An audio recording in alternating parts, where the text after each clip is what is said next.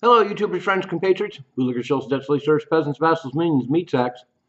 I'm usefully welcome. So apparently DOGE has found out that just in 1 year, just last year, there are $40 billion in federal credit cards charges, which seems like a really huge amount, particularly for the fact that there's 4.6 million active accounts, whereas there's only about 3 million government workers on the federal payroll. So of course, it begs the question: who's this extra 1.6 million people that have these federal government credit cards? The other thing that's interesting about them, of course, is they're issued by commercial banks, and they're not actually issued by the government. So I'm curious as to what the interest rates are on these cards. Are they comparable to what people are paying in the private sector? Um, but 250 agencies are issuing these credit cards. And just like everything else related to the government, it's just ripe for abuse. And apparently, in a lot of situations, there's not much oversight.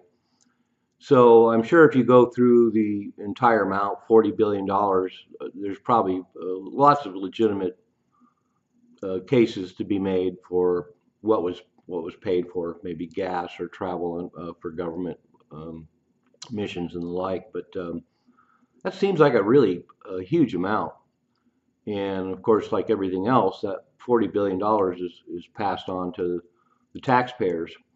So federal government workers have so many benefits. Of course, they have much higher pay scale than the private sector.